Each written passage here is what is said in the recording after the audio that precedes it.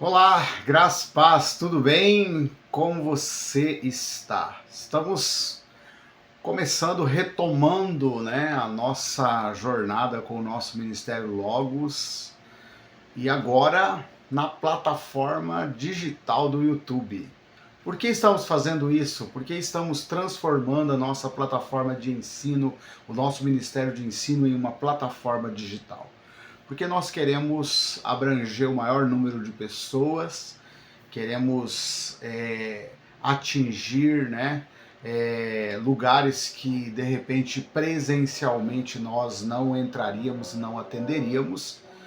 Queremos também ter outros palestrantes ministrando no nosso Ministério de Ensino, e para isso a melhor ferramenta é a ferramenta digital, e entre as ferramentas a melhor ferramenta nesse momento é o YouTube para nós fazermos isso. Então, a partir de agora, o nosso Ministério Logos estará na plataforma digital, ok?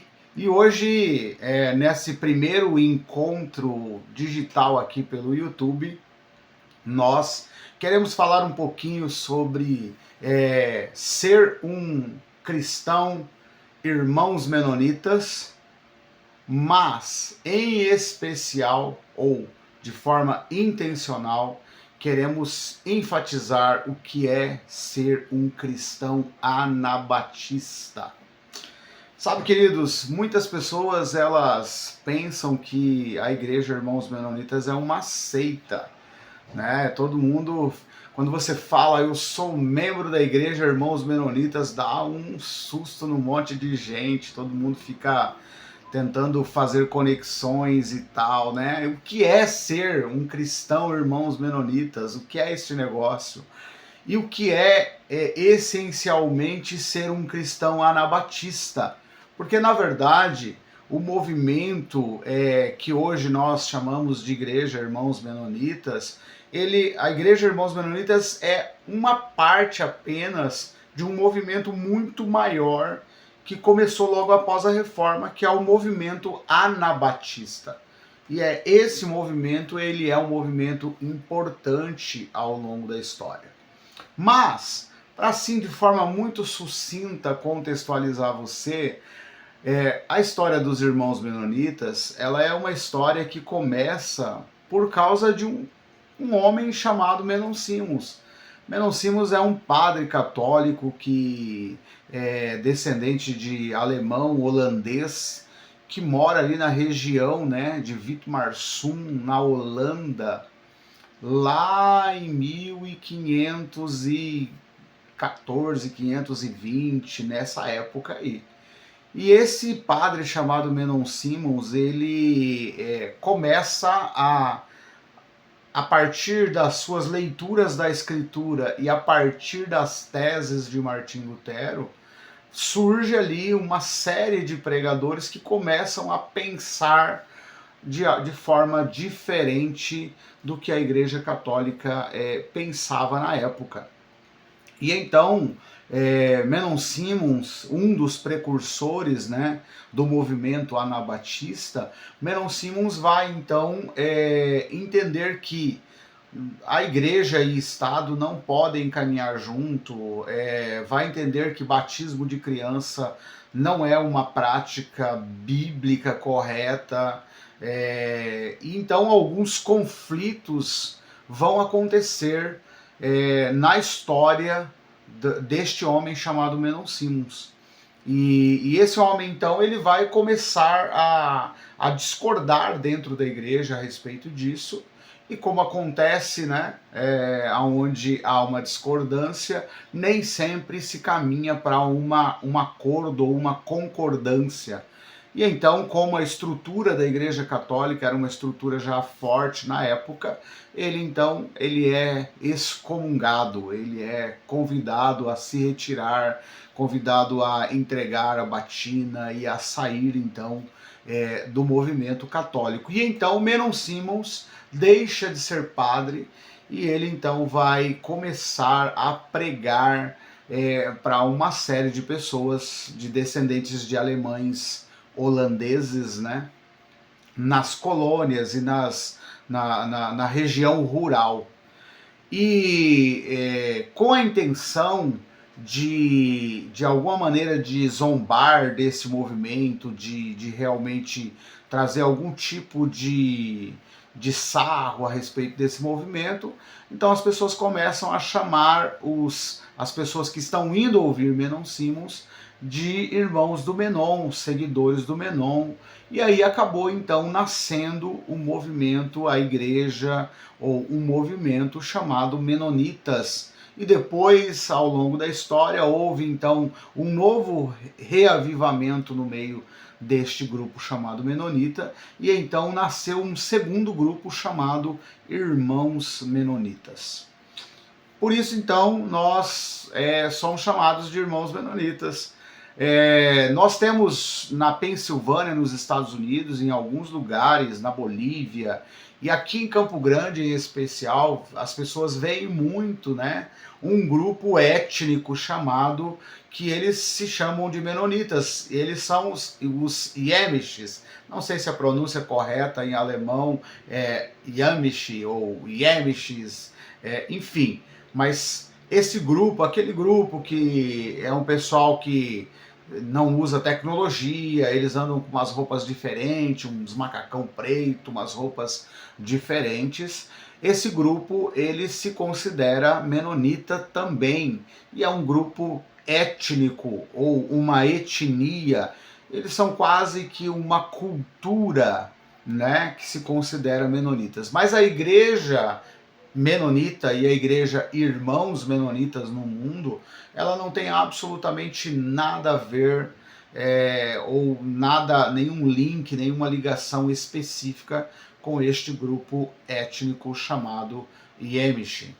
Os Irmãos Menonitas, então, é uma igreja evangélica cristã e que durante muito tempo foi considerada uma igreja tradicional, né, por alguns aspectos.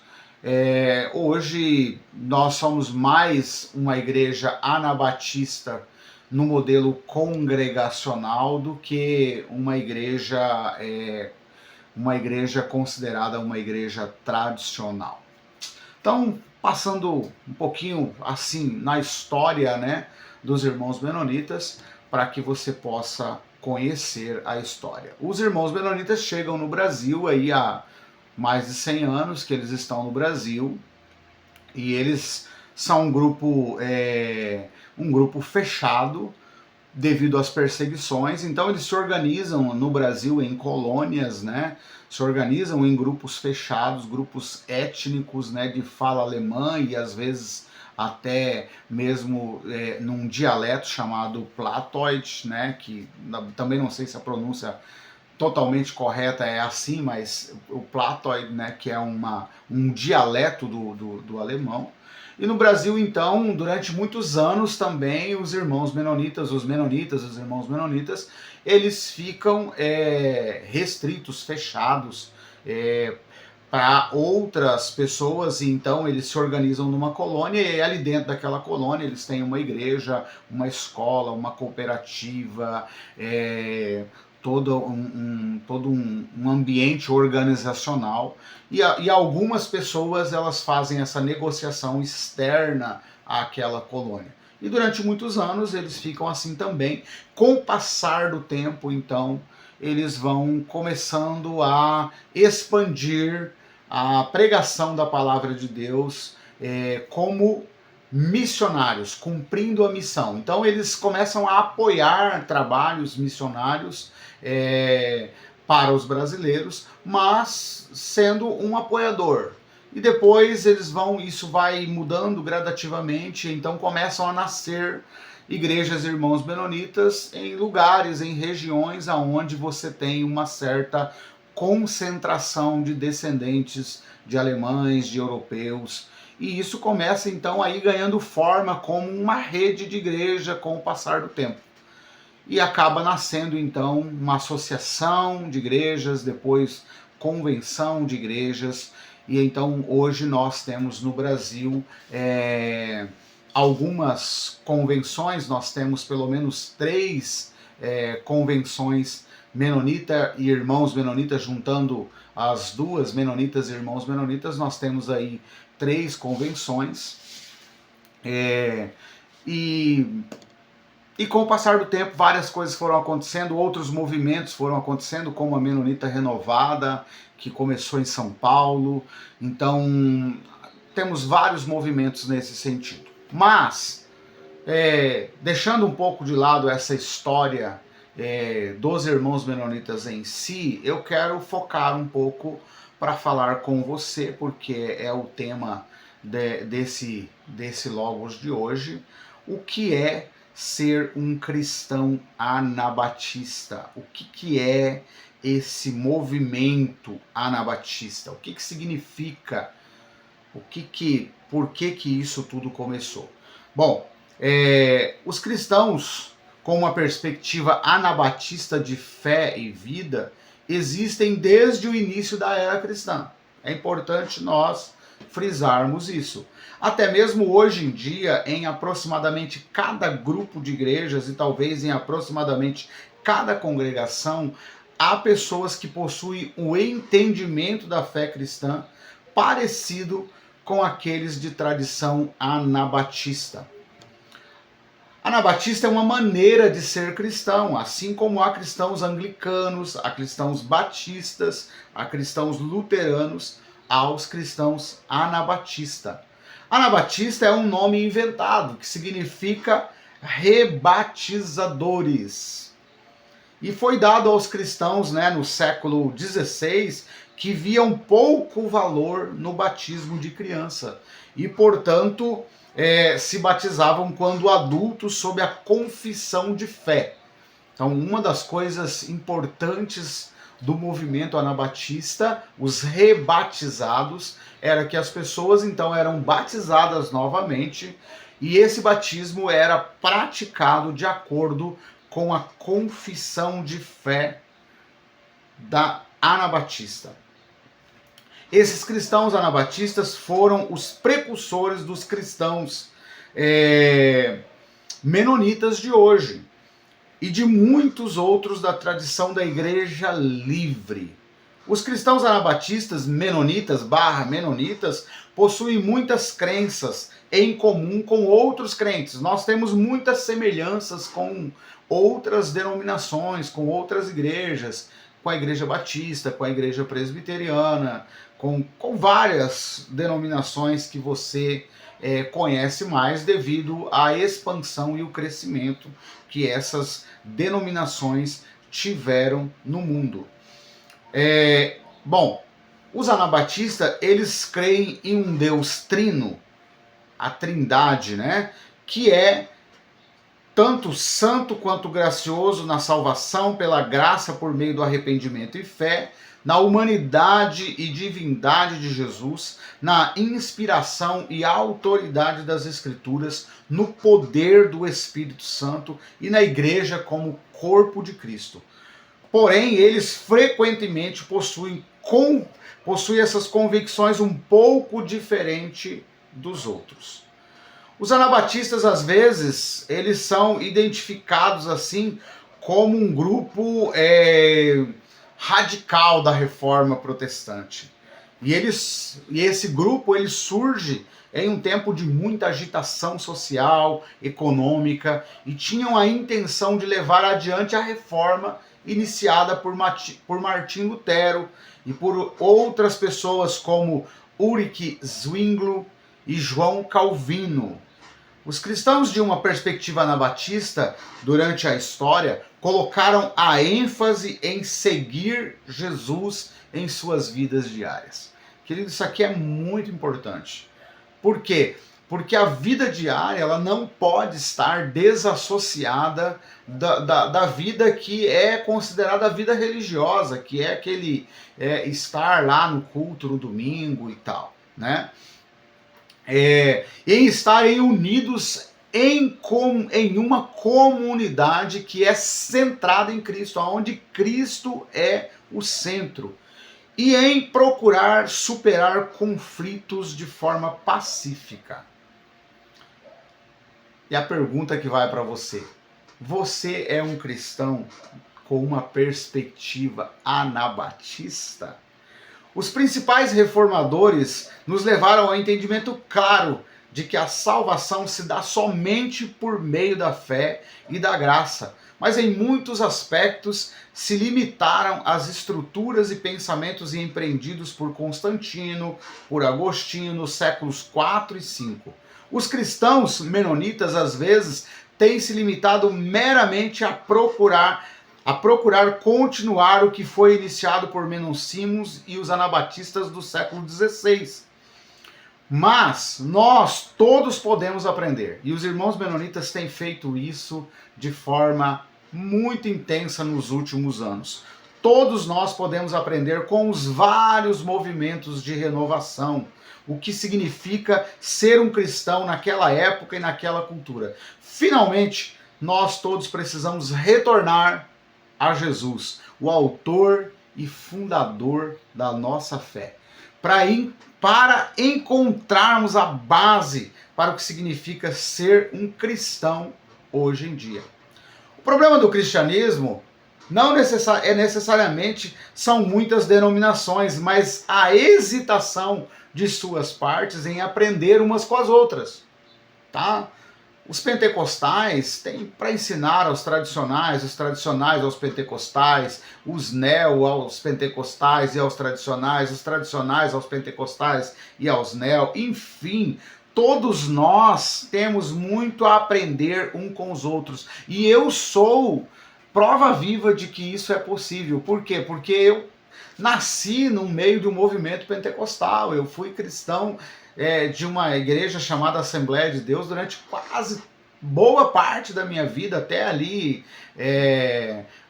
aos meus 20 e poucos anos, quase 30 anos, eu fui um cristão assembleiano. Então eu me envolvi em 2006 com os irmãos menonitas, e eu tinha 32 anos, porque eu sou de 74, então eu tinha 32 anos quando eu comecei a congregar nos irmãos menonitas. Tá? Então, eu aprendi muito com os irmãos menonitas, e eu tenho certeza de que eles aprenderam algumas, ou pelo menos algumas poucas coisas comigo que vim de um outro movimento. O corpo de Cristo é um com muitas partes. Se um grupo dentro do corpo perder os seus dons e visão únicos, será como o sal que perdeu a sua salinidade. Em seu livro Diferenciar ou Morrer, Jack Trout diz: se uma organização não tiver algo único a oferecer, ela morrerá. O que os anabatistas têm a oferecer e o que há para eles receberem, nós não estamos falando de programas, de metas que podem mudar os valores centrais que dão a existência a uma organização. Nós estamos falando de valores centrais, né? Quais são os valores centrais sagrados para os anabatistas? Nós temos, os anabatistas, eles têm valores que são imutáveis, querido. Nós não negociamos alguns valores, alguns princípios que são imutáveis. E é sobre isso que eu quero falar um pouco mais com você neste Logos Online digital aqui pelo YouTube.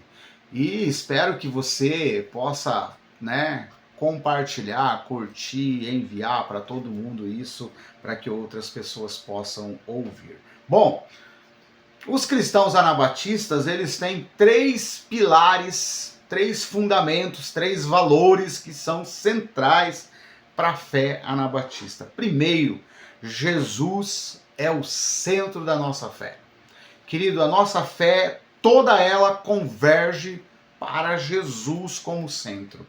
Segunda coisa, a comunidade é o centro de nossas vidas. A comunidade é o lugar do discernimento coletivo, é o lugar onde os dons são discernidos, onde o Espírito é discernido, onde as decisões são tomadas. A reconciliação é o centro da nossa obra. Nós não abrimos mão desses 3 pilares. Jesus é o centro de nossa fé, a comunidade é o centro de nossas vidas e reconciliação é o centro da nossa obra. E eu vou abrir um pouco o leque a respeito disso daqui a pouco. Ser um cristão, de uma perspectiva anabatista, é uma combinação de crer em Jesus, pertencer à comunidade e comportar-se de uma maneira reconciliadora. Então, repetindo, ser um cristão anabatista, na perspectiva anabatista, é uma combinação de crer em Jesus, pertencer à comunidade e comportar-se de uma maneira reconciliadora. Algumas coisas pelas quais os anabatistas viveram e morreram são agora aceitas e prezadas pela maioria dos cristãos. Aquilo que um dia foi motivo de morte para muitos dos nossos irmãos, hoje é algo que muitos estão vivendo e estão prezando. A maioria dos cristãos estão prezando. Outras práticas e ensinamentos podem ainda ser desafiadores e perplexos, mas mais e mais pessoas estão considerando os entendimentos de fé e práticas anabatistas muito úteis, enquanto procuram a seguir Jesus fielmente no mundo de hoje, de agora. Quero falar isso para você, quero frisar isso para você, querido, que os pilares anabatista, a fé anabatista, elas são realidade hoje, elas são contemporâneas, os pilares são para esse tempo, eles se encaixam perfeitamente nesse tempo que nós estamos vivendo agora. Nessa nossa conversa aqui, nesses 3 princípios desenvolvidos, e nós aqui queremos modernizar essa conversa, a visão anabatista, uma declaração bem conhecida lá, feita em 1943 por um camarada chamado Harold Bender, que era um presidente da Associação Americana da História da Igreja. Bender explicou que a partir do seu entendimento das Escrituras e da história anabatista, ele explicou isso: o cristianismo é discipulado. É seguir Jesus diariamente. O cristianismo é discipulado. Jesus é o centro. O cristianismo é discipulado. É seguir Jesus diariamente. Isso é muito atual, é muito contemporâneo. Segundo, a igreja é uma irmandade, uma família, uma comunidade, um lugar para pertencer. Né? As grandes igrejas hoje, você é meio, você faz parte como se fosse de um movimento, de um clube, de uma família.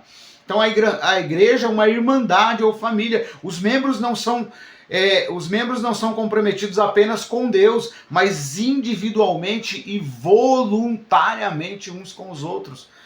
Uau, é muito atual aquilo que há 500 anos atrás algumas pessoas como Menon Simons discerniram.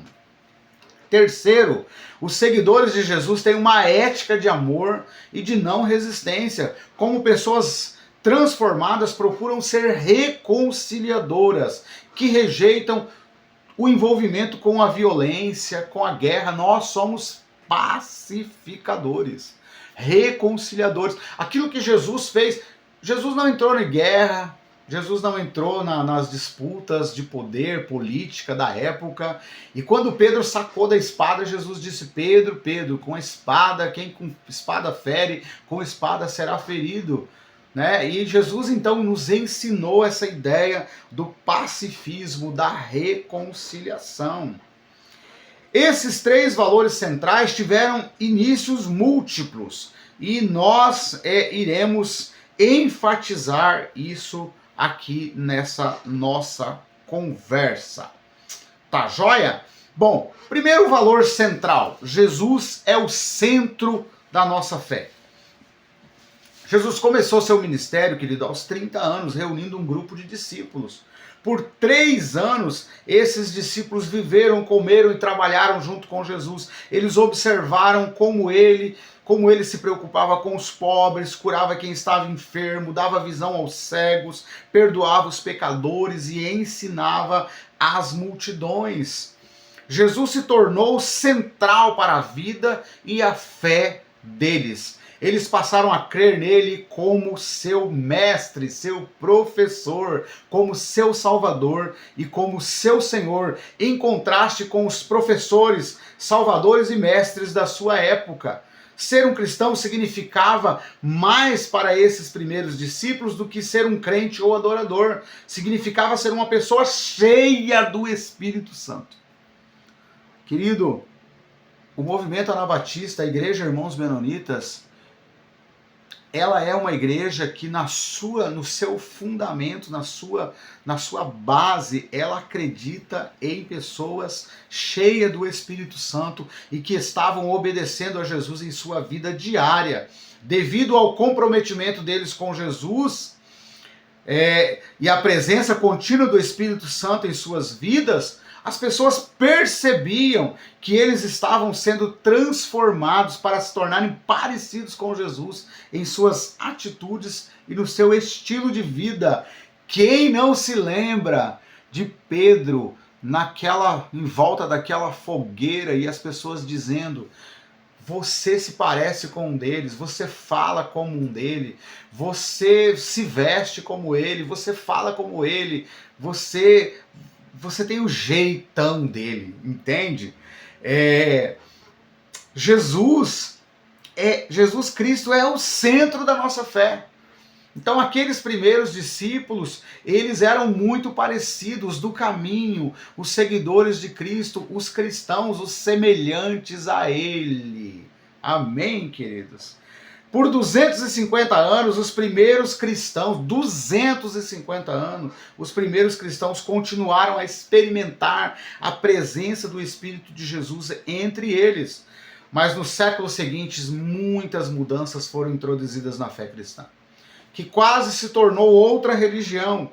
2 homens em particular se tornaram símbolos para essa mudança. Um era político e o outro era teólogo. Constantino, o político, era o líder de um império romano, como resultado de ter uma experiência espiritual na qual teve uma visão da cruz, parou de perseguir os cristãos e permitiu que o cristianismo se tornasse uma religião reconhecida no Império Romano. Entretanto, durante seu reinado e logo após, as pessoas passaram a ser julgadas mais pela crença que professavam do que pela vida que viviam. Então as pessoas, elas passaram a ser julgadas e condenadas mais pela crença que elas professavam do que pela sua vida no dia a dia. Eles deixaram de ser cristãos, sabe, imagem e semelhança, parecidos com Jesus, e passaram mais a ser religiosos. Bom, o segundo que mexeu também na história foi um teólogo chamado Agostinho. O teólogo passou a ter importância um pouco mais tarde. Ele teve uma experiência de conversão profunda e alguns o consideravam o maior teólogo da igreja ocidental. Mas pouco a pouco tendências e perspectivas diferentes começaram a emergir, as quais eram contrárias à dos primeiros discípulos. Queridos, eu gosto muito de pensar que a Bíblia diz em Atos, né? E eles perseveravam na doutrina dos apóstolos, na comunhão, na oração, no partir do pão, de casa, na igreja e nas casas, não tinham nada em comum todos os dias. Durante muito tempo a igreja viveu Atos 2, Atos 4, perseverando naquilo que Jesus havia transferido para os apóstolos, e então os discípulos seguiam fielmente aquela transferência. Mas agora as coisas começaram a mudar, com o imperador chamado Constantino e com o teólogo chamado Agostinho. Ao invés de focar na vida e ministério de Jesus, a igreja passou a priorizar a morte de Cristo, o credo dos apóstolos que ganhou destaque durante esta época. Não menciona o ensino e o ministério de Jesus. Ao invés de dizer Jesus é o centro da nossa fé, os seguidores de Agostinho tenderam a dizer a morte de Cristo é o centro da nossa fé. E isso aqui faz toda a diferença, isso aqui bagunça as coisas de uma forma muito profunda ao longo do tempo, queridos. Em vez de Jesus ser o centro da fé, Agora os seguidores desse teólogo chamado Agostinho, eles começam então a ter a morte de Cristo como centro da fé. E isso faz muita diferença. É uma bifurcação que ao longo das décadas e séculos vai muito longe do Jesus como centro da nossa fé. E mudanças dramáticas começaram a acontecer. Enquanto os primeiros cristãos foram uma minoria perseguida, adorando em segredo, agora se reuniu em construções ornadas. Enquanto os novos convertidos dos primeiros séculos passaram por treinamento, discipulado significativo e receberam batismo quando adultos e se juntaram a comunidades alternativas, agora as crianças começaram a ser batizadas e todos os cidadãos, exceto os judeus, pertenciam a uma igreja aliada, parceira, atrelada ao Estado da época, atrelada ao império. E isso, querido, vai desfocando a igreja de forma muito profunda. Enquanto a primeira igreja enfatizava seguir a Jesus, agora o foco estava na doutrina correta, no ritual elaborado, na defesa contra os inimigos. Enquanto os membros da primeira igreja tinham compartilhado sua fé diariamente com o próximo, agora o evangelismo significava principalmente estender as fronteiras do império cristão. Enquanto a maioria dos primeiros cristãos rejeitava o serviço militar na época da morte de Agostinho, somente se permitiam cristãos no exército romano. E aqui, querido, vai nascendo aquele movimento das cruzadas, vai nascendo aqueles exércitos que surgiram e matavam as pessoas que não aceitavam serem catetizadas, serem batizadas. Então, aqui vai deturpando o movimento, e aí você tem os filmes das cruzadas, você tem a catetização, a força, pela força das armas, pela força da espada, pela força do fogo, pela força das armas, e aqui as coisas já estão absurdamente distantes daquilo que foi o Evangelho de Cristo Jesus, que era: quem quer vir após mim, negue-se a si mesmo, tome a sua cruz e siga-me. Entre os anos de 1200 e 1500 da era cristã, várias pessoas e grupos preocupados começaram a perceber que havia sérias inadequações quanto aos entendimentos amplamente aceitos de salvação e da igreja. Martim Lutero, um monge alemão educado na teologia agostiniana, foi um desses reformadores. Ulrich Zwingli, um pastor suíço, e João Calvino, um teólogo reformado, foram outros. Eles introduziram mudanças significativas. Lutero se ofendia especialmente pela prática dos padres e papas que ofereciam perdão e libertação do purgatório com base nas obras e venda de indulgências. Em 31 de outubro de 1517, na tentativa de fomentar um debate público, ele pregou uma lista de 95 teses ou argumentos na porta da igreja de Wittenberg, Alemanha. Esse ato deu início à Reforma Protestante. Lutero e Zwingli afirmavam que as escrituras eram a única autoridade para a fé e prática. Insistiam que a salvação foi largamente compreendida como receber a vida eterna. Alguns chamavam de salvação da alma, ao invés de salvação completa, enquanto esperava-se que os cristãos respondessem ao serviço fiel a Deus e ao próximo. O ensino da igreja de seguir a Jesus na vida diária e pertencer à comunidade não foi fortemente enfatizado. Vários alunos de Ulrich Zwingli, incluindo Konrad Grebel, Felix Manz e George Brauch, reuniram-se para o estudo da Bíblia em Zurique, Suíça. Hans Hut, Hans Denk, Pilgrim Marpeck e Jacob Hutter estavam em uma peregrinação parecida no sul da Alemanha e Morávia. Mais tarde, Menon Simons, um ex-padre católico, ensinava e coordenava grupos que estavam emergindo nos Países Baixos.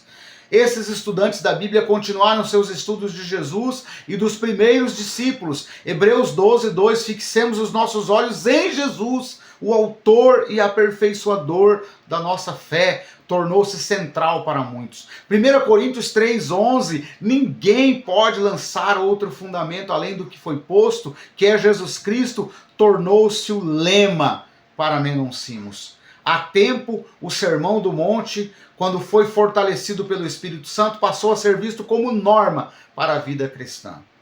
Enquanto esses primeiros cristãos anabatistas afirmavam o credo dos apóstolos e muito do que Lutero e Zwinglio pregavam, eles queriam ir além. Eles preferiam falar sobre o nascer de novo, ao invés de ser justificados pela fé. Enquanto a salvação se dava pela graça de Deus, eles apelaram para uma resposta mais radical, de obediência por parte dos crentes. Eles insistiam que a salvação possível por Jesus e pelo poder do Espírito Santo deveria conduzir à transformação da vida moral, social, econômica da pessoa. O batismo adulto se tornou um sinal de que essa salvação e transformação tinha ocorrido. Se você tivesse perguntado àqueles primeiros cristãos anabatistas, acredito que eles teriam se unido aos primeiros discípulos dizendo: Jesus Cristo é o centro da nossa fé. E o que significa isso para nós hoje, cristãos de uma perspectiva anabatista? Nós precisamos procurar aplicar o nosso entendimento de Jesus de 3 maneiras importantes. Jesus deve ser seguido na vida diária. Ser um cristão significa do que ter uma experiência espiritual, professar uma crença ou ser um cristão significa mais do que ter uma experiência espiritual, professar uma crença ou estar justificado perante Deus. Ser um cristão significa seguir Jesus na vida diária. Os cristãos, de uma perspectiva anabatista, dizem: o cristianismo é discipulado. Em alemão é Nachfolgechristen, ou seja, seguir a Jesus. Hans Denk, um dos primeiros anabatistas, deixou bem claro quando disse: ninguém pode conhecer verdadeiramente a Cristo a menos que o siga em sua vida diária.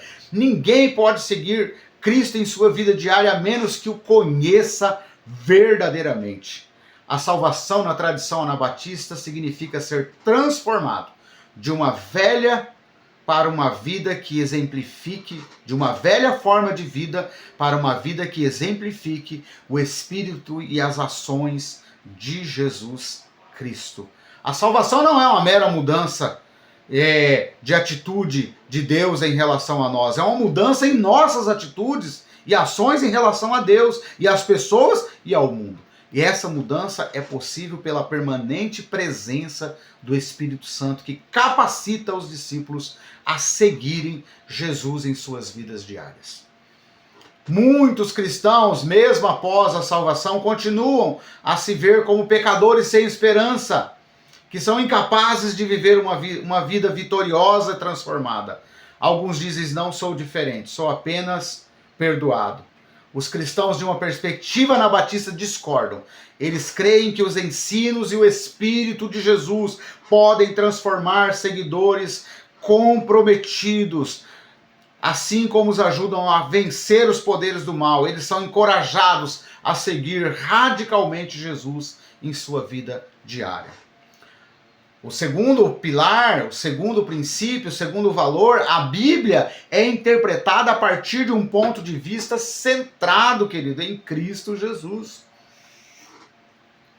Muitos cristãos têm o que poderia ser chamado de uma Bíblia plana, assumindo que as palavras de Deus, como compreendidas por Moisés no Velho Testamento, possuem a mesma autoridade das palavras de Jesus no Novo Testamento.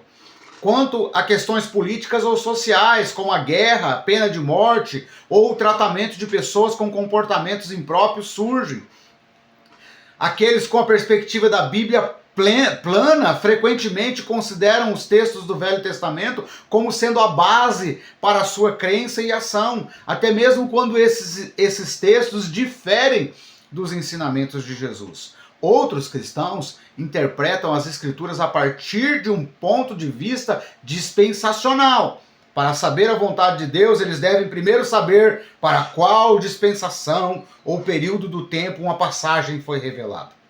Nessa abordagem, a obediência aos ensinamentos de Jesus, como encontrados no Sermão do Monte, é geralmente adiada até a era do reinado, do retorno de Cristo.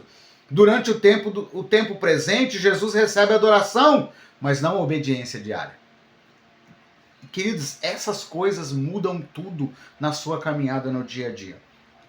Cristãos de uma perspectiva anabatista procuram interpretar as Escrituras a partir de um ponto de vista ético, centrado em Cristo Jesus.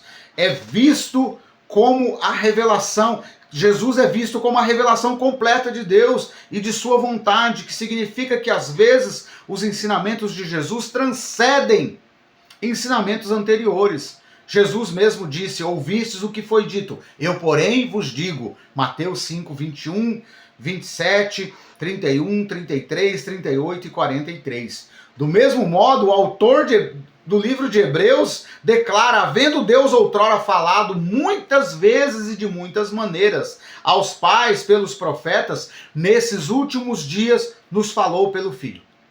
Nos falou pelo Filho, a quem constituiu o herdeiro de todas as coisas, pelo qual também fez o universo. Ele, que é o resplendor da glória e a expressão exata do seu ser. Acabou, queridos. Acabou. Hebreus capítulo 1, versículo 1 ao 3, acabou. O ministério de Jesus, ele termina nele. Ele é a expressão exata de todas as coisas. O missionário Peter Keller uma vez disse: se tudo o que as Escrituras fazem é me apresentar a Jesus Cristo, isso é o suficiente. Jesus precisa ser o suficiente para nós que somos cristãos anabatistas. Os cristãos de uma perspectiva anabatista afirmam que toda a Escritura é inspirada, mas não são literalistas extremos. Eles procuram manter a palavra escrita e o Espírito de Jesus em tensão criativa. Toda a Escritura precisa ser interpretada no Espírito de Jesus. Jesus está em toda a Bíblia, querido. De Gênesis a Apocalipse.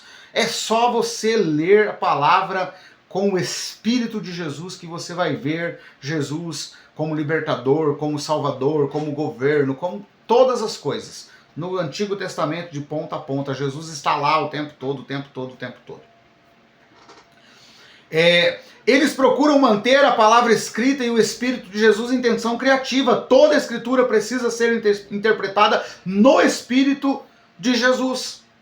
Seguidores de Jesus têm problemas quando ou elevam a palavra escrita em detrimento do Espírito, ou elevam o Espírito em detrimento da palavra. Palavra e Espírito precisam andar juntos. Poder e palavra, o apóstolo Paulo disse, as duas coisas precisam andar junto. Enquanto os cristãos de uma perspectiva anabatista veem as Escrituras como a fonte máxima de informação, eles veem Jesus como a autoridade final para a fé e vida.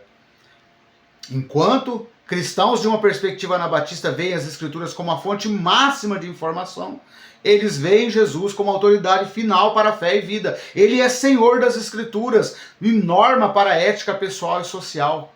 Nenhum texto é uma autoridade a não ser que esteja honestamente relacionado aos ensinos e espírito de Jesus. Portanto, quando os cristãos anabatistas enfrentam uma questão ética, eles vão primeiro até Jesus para que sejam guiados, e então as outras escrituras para mais entendimento. Se duas passagens das escrituras parecem divergir, eles fazem de Jesus o árbitro daquela situação. Então, o primeiro pilar que nós falamos, Jesus deve ser seguido na vida diária. A Bíblia é interpretada a partir de um ponto de vista centrado em Cristo. E terceiro, Jesus é aceito como Salvador e Senhor. Muitos cristãos professam Jesus como seu Salvador pessoal, mas colocam menos ênfase em segui-lo como Senhor nas suas vidas diárias. Cristãos de uma perspectiva anabatista creem que o governo precisa ser obedecido até a extensão permitida pelo discipulado cristão. O propósito do governo é preservar a vida e estabelecer a ordem no mundo secular. Obediência às leis não significa que obedecemos cegamente às ordens do governo, uma vez que nossa maior fidelidade sempre pertence a Jesus. O texto diz: é melhor obedecer aos homens do que a Deus. É melhor obedecer ao Senhor Jesus. Resumindo, quando houver um conflito entre os modos de Jesus e os modos de César, lá o governador romano, dizemos como os primeiros discípulos: antes importa obedecer a Deus do que aos homens, Atos 5, 29. Resumindo, querido, os cristãos de uma perspectiva anabatista são crentes que procuram seguir a Jesus em suas vidas diárias, interpretar as escrituras no Espírito de Jesus e devotar maior lealdade a Jesus Cristo como o Senhor. Jesus Cristo está no centro da nossa fé. Então esse é o primeiro pilar. Jesus é o centro da nossa fé. Jesus Cristo está no centro da nossa fé. Pergunta para você que está aí do outro lado, que vai assistir, comenta, curta, compartilha. Você é um cristão na perspectiva anabatista? O segundo valor, então, o primeiro valor é Jesus é o centro da nossa fé. O segundo valor central, a comunidade é o centro da nossa vida.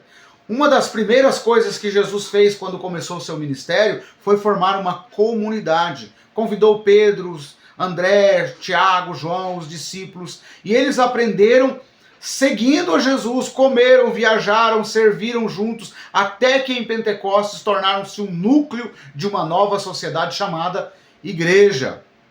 Em Atos 2, percebemos que os primeiros crentes se encontravam dia após dia, não somente no templo, mas também em seus lares, onde comiam com alegria e corações humildes, louvando a Deus, apreciando a boa vontade das pessoas. A igreja do Novo Testamento fornecia uma maneira alternativa de viver, tanto para a realidade religiosa quanto a política daquela época. E esse modo de vida foi ensinado e celebrado no átrio do templo, discutido, aplicado em grupos caseiros. Ao se referir aos seguidores em termos familiares, tornou-se evidente que Jesus queria que seus seguidores não somente crescessem nele, mas também que tivesse um senso forte de interdependência. Os observadores ficaram maravilhados com o que Deus fazia e através desses grupos de primeiros cristãos. A comunidade centrada em Cristo é o centro da nossa vida. Ao invés de enfatizar a igreja como uma família de irmãos e irmãs que se reuniam para o estudo da Bíblia, do compartilhar, da oração e da adoração, Constantino enfatizou a igreja como uma organização que se reunia em santuários grandes, impessoais. Homens ricos que até o momento tinham resistido à conversão estavam dispostos a se reunir nesses templos grandiosos e etc. Tá? Enfim, nós precisamos lembrar de que os primeiros cristãos, então, eles tinham a comunidade como centro. Os primeiros anabatistas, incluindo Menon Simons, estavam desapontados com a incompletude da reforma que Lutero fez, que outros fizeram. Não queriam meramente reformar a igreja com a estrutura de Constantino e a teologia de Agostinho. Queriam restaurar a igreja ao padrão e à forma original do Novo Testamento. Criam que a igreja precisava ser uma sociedade independente e alternativa do mundo. E devido à perseguição, os primeiros anabatistas, como os primeiros crentes da igreja dos primórdios, foram forçados a se reunir em segredo. E isso é muito contemporâneo, porque tem um monte de lugar que os cristãos estão se reunindo em cavernas, em lugares escondidos. Esses pequenos grupos tinham um poderoso testemunho em suas comunidades. Depois de um estudo de 62 teses de doutorado sobre o início do anabatismo e de seu pensamento, o pastor Takahashi Yamada, um acadêmico do Japão, passou a acreditar que a singularidade tanto da igreja dos primórdios quanto dos primeiros anabatistas foi que se reuniam em pequenos grupos, onde se confrontavam e se fortaleciam para confrontar o mundo. Os cristãos anabatistas falavam repetidamente do poder de viver diferentemente. Eles esperavam uma vida santa de todos os membros, especialmente dos líderes da igreja da época. Os anabatistas viam a igreja como sendo composta por crentes transformados. Muita diversidade era evidente entre esses primeiros anabatistas. Alguns eram preocupados com o fim dos tempos, outros se voltavam ao uso da violência. Um grupo na cidade de Münster, na Alemanha, foi além, substituindo a Câmara Municipal eleita da cidade por 12 presbíteros, e a coisa foi tomando formas muito esquisitas ao longo do tempo. Porém, a ideia dos cristãos anabatistas é ser uma comunidade. Uma comunidade. Essa ação por um grupo lunático de pessoas acabou contribuindo para uma reputação negativa em relação aos cristãos anabatistas e menonitas que permanece até hoje. O senso forte de pertencimento de Jesus dos primeiros anabatistas e o leal apoio entre si os ajudaram a viver vidas éticas, devotas no contexto de um mundo hostil. Se você tivesse perguntado a eles, acredito que teriam respondido como os primeiros discípulos: a comunidade centrada em Cristo, cristocêntrica, é o centro da nossa vida. E algumas coisas é essencial nessa vivência, queridos. O perdão é essencial para a comunidade, não tem como você viver uma vida cristã sem perdão. Segundo, as escrituras são interpretadas em comunidade. Você não pega o texto, interpreta ele e acabou, e você é o Senhor da verdade.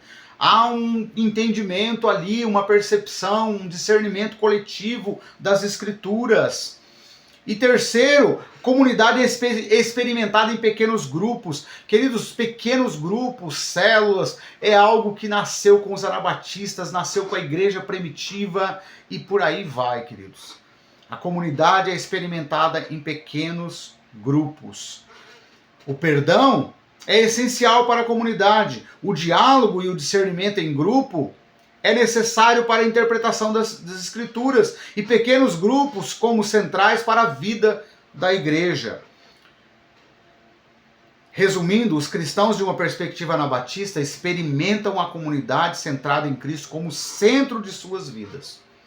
Crer em Jesus, pertencer à igreja, se comportar de uma nova maneira, tornam-se reais no contexto de uma comunidade. Você é um cristão de mentalidade anabatista? Segundo, então, o primeiro princípio é Jesus é o centro. Segundo princípio, a comunidade é o centro. Amém? E por último, o terceiro valor central, a reconciliação é o centro da nossa obra. Deus enviou seu Filho Jesus como uma solução para o problema do pecado. Jesus veio para reconciliar todos aqueles que responderiam a Deus e uns aos outros. Ele abordou o quebrantamento e a justiça de todos os tipos e treinou um grupo de seguidores que se tornaram embaixadores da reconciliação. Jesus delineou passos específicos para a reconciliação dentro da comunidade de fé, como está registrado em Mateus 18, 15 ao 20. Pessoas ou grupos ofendidos devem procurar o próximo para buscar uma solução para o problema e não levar para os tribunais. No Sermão do Monte, Jesus ensinou aos discípulos que a paz e a justiça vêm por meio da busca do reino de Deus em primeiro lugar, do arrependimento dos pecados, do tratamento dado às pessoas como eles mesmos gostariam de ser tratados. Não amem apenas aqueles que os amam, disse Jesus. Até mesmo os pagãos fazem isso. Amem os teus inimigos. Ore por aqueles que te perseguem. Ao final do ministério de Jesus, Jesus disse: assim como o Pai me enviou, também os envio. Adentrem ao mundo todo e vão e façam discípulos de todos os povos, batizando-os e ensinando-os a obedecer tudo o que ordenei a vocês. Como resultado, os primeiros discípulos adentraram o mundo pregando, ensinando e praticando uma nova maneira de vida, a fim de que as pessoas pudessem ser reconciliadas a Deus e umas às outras. Muito bem, para nós caminharmos aqui, para nós fecharmos essa nossa fala hoje, o que é ser um cristão anabatista. Reconciliar as pessoas com Deus e umas às outras é o centro da nossa obra. O que significa ser um cristão anabatista hoje nessa questão da reconciliação? Devemos ajudar as pessoas a se reconciliarem com Deus. Nós devemos ajudar a reconciliar as pessoas umas às outras. Você não fomenta a intriga, a contenda, você promove a reconciliação. Você é um pacificador, um agente de paz, querido. Terceiro, devemos ser os embaixadores da reconciliação no mundo. Você sabia que nós temos muitos menonitas, irmãos menonitas, nas instituições a nível mundial que trabalham na pacificação e na reconciliação? O evangelismo e a pacificação estão agregados no conceito da reconciliação. Querido, não tem como fazer reconciliação sem pacificação. Não tem como. E você pode fazer isso através do evangelismo, do ide e fazei discípulos. Então a reconciliação está no centro da nossa obra. O propósito de Deus são reconciliar. Olha o que Colossenses 1:20 diz. O propósito, reconciliar. Os propósitos de Deus são reconciliar consigo todas as coisas por meio de Cristo. Deus quer promover a reconciliação. Você é um agente de reconciliação, querido. Você precisa, e a partir disso você precisa ser um pacificador. Um reconciliador, ele é um pacificador. Termino aqui essa minha fala para vocês. Resumindo, os cristãos de uma perspectiva anabatista creem que são chamados para ajudar a reconciliar as pessoas com Deus, ajudar as pessoas a se reconciliarem e servir como embaixadores de Deus da reconciliação no mundo. A reconciliação está no centro da obra deles. Você é um cristão anabatista? Concluo aqui dizendo para você: Jesus é o centro da minha fé. Fixo os meus olhos em Jesus, o autor e aperfeiçoador da minha fé. Interpreto as Escrituras a partir de um ponto de vista ético e cristocêntrico. Vejo o cristianismo como discipulado e procuro seguir Jesus na vida diária. A comunidade é o centro da minha vida. Creio que o perdão torna possível a comunidade. Estudo as Escrituras com as outras pessoas para discernir suas aplicações em nossa época. Afirmo que os grupos pequenos são essenciais para uma igreja saudável. A reconciliação está no centro da minha obra.